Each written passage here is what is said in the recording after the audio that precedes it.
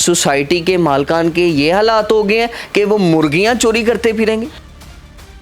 एक सैयदा के ऊपर मुर्गी चोरी का इल्जाम लगा दिया जाता है। इतनी को मुर्गियां गायब कर ली हैं, 14 लाख की मुर्गियां डाल दी आप पे। हम लोग रियल स्टेट में डील कर रहे हैं, हमारा कोई पोल्ट्री फार्म या कोई भी लेन देन नहीं है किसी भी फार्म से। तो ये सिर्फ एक फ़ेक एप्लीकेशन थी। जब इन लोगों ने हमें सेल की थी तो इसकी कंडीशन कुछ ये थी जो कि देखी जा सकती है।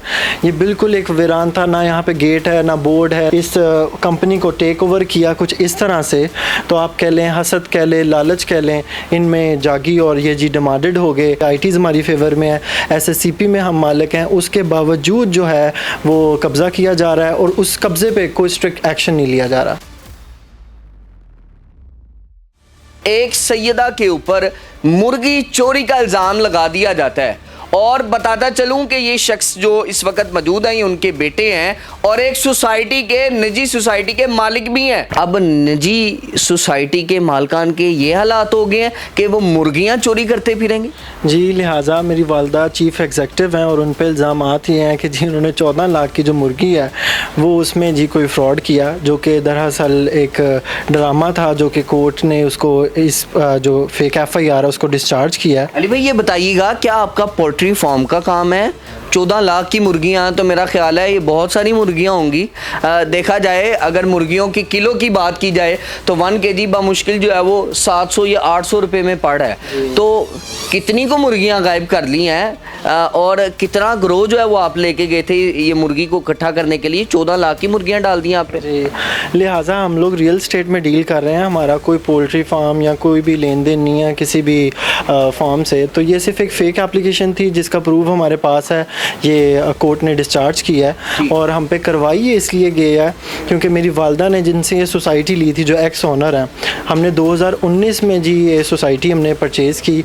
उसके बाद अब 2025 में हम पे इस तरह के इल्ज़ामात लग रहे हैं और ना ही सिर्फ जी मुर्गी चोरी के, हम पे जी बंदा उठाने के भी और लिहाजा जो है अगवा के, फ्रॉड के और जो इन्होंने करवाए फेक एप्लीकेशन जितनी दी हैं हम पे पर्चे। वो ये वजह क्या है? कौन सी ऐसी वजूहात हैं जिसकी बिना पे आपको जो है टारगेट किया हुआ है उन्होंने? जी देखें, 2019 में हम इनसे ये सोसाइटी जो है वो परचेज़ कर रहे हैं। ये प्राइवेट लिमिटेड कंपनी है, ये SSCP से लिंगर ऑन है। इसके सारे शेयर्स जब हम लोगों ने ले लिए हैं, करंट मेरी वालदा जो हैं वो इस टाइम चीफ़ एग्जेक्टिव हैं, जिसके जो हमारे पास लीगल जो हैं जिस तरह हम लोगों ने शेयर्स लिए उसके सारे प्रूफ हैं और SSCP की जो सर्च रिपोर्ट्स हैं और इवन केस पे GIT इन्होंने कब्ज़ा करने की भी हमारी प्रॉपर्टी पे कोशिश की है।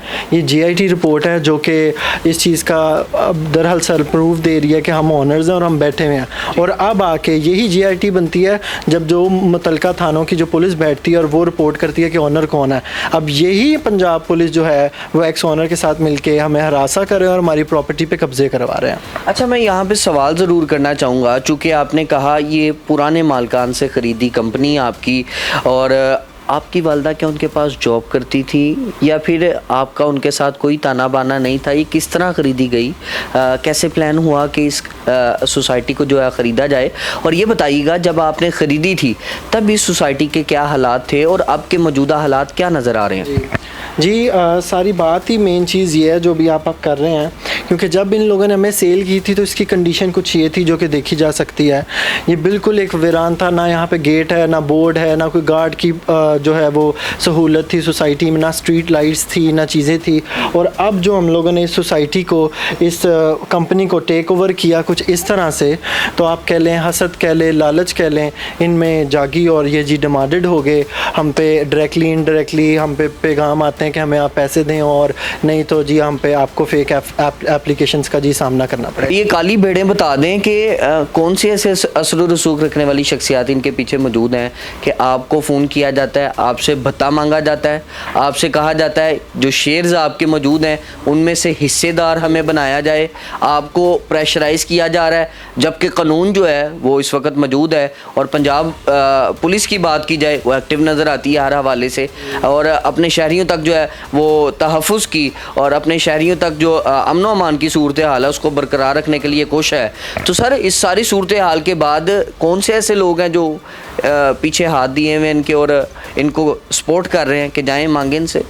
लिहाजा वो जो पीछे लोग हैं वो पीछे ही हैं, वो फ्रंट पे नहीं आते हैं और इनसे जो है वो कब्ज़े और चीज़ें करवा रहे हैं। और अभी 4 दिन पहले ही मैं आपको फुटेज दूंगा जिसमें देखा जा रहा है कि ये जी कब्ज़ा कर रहे हैं हमारी प्रॉपर्टी पे, और कब्ज़ा कर इस तरह से रहे हैं कि जो सामान है, चीज़ें हैं, हमारे मुलाजमिन को मार रहे हैं। और कानूनी बात की जाए तो हमारे पास जी कोर्ट के स्टे ऑर्डर्स हैं, हमारे पास लोकल कमीशन रिपोर्ट इसमें कोर्ट की हमारी फेवर में है, JITs हमारी फेवर में है, SSCP में हम मालिक हैं। उसके बावजूद जो है वो कब्ज़ा किया जा रहा है और उस कब्ज़े पे कोई स्ट्रिक्ट एक्शन नहीं लिया जा रहा।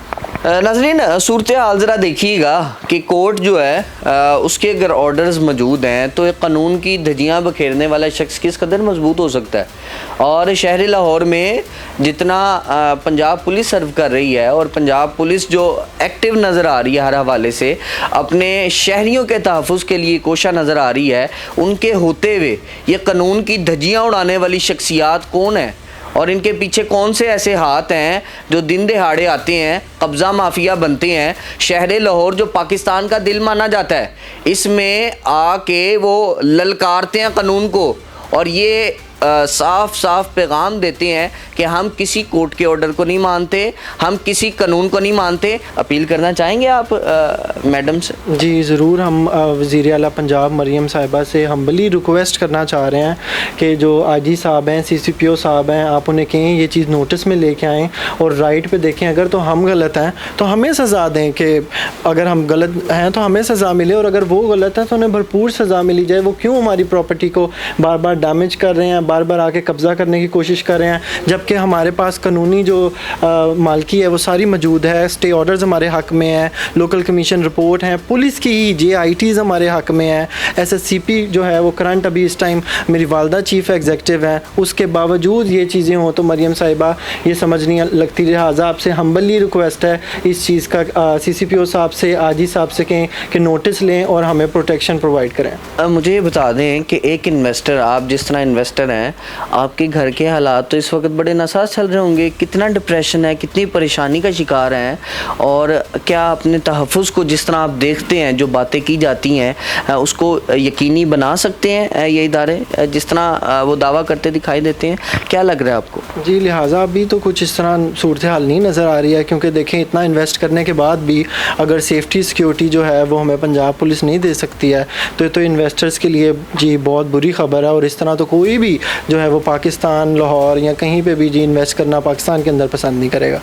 नाज़रीन, बड़े खदशे का इजहार करते दिखाई दे रहे हैं और ये सूरत हाल बड़ी ही गैर यकीनी सी नज़र आ रही है। इसी के साथ मैं अपने आला हुकाम को, अपनी हुकूमत पंजाब को ये अपील करना चाहता हूँ कि खुदारा इस तरह के इन्वेस्टर्स पे शफ़क़त का हाथ रखें, ताकि बहुत सारे इन्वेस्टर्स ना सिर्फ जब ये फले फूले, इनको देख के बहुत सारे इन्वेस्टर्स जो हैं जो बैरूनी ममालिक में इन्वेस्ट करना चाह रहे हैं वो पाकिस्तान आएँ, पाकिस्तान के अंदर आके इन्वेस्ट करें और अपने आप को महफूज जो है वो फील कर सकें। इसी के साथ अपने मेज़बान मोहम्मद अशर को आज के प्रोग्राम से दीजिए इजाज़त। मुलाकात करूँगा अगले प्रोग्राम में। अल्लाह निगहबान।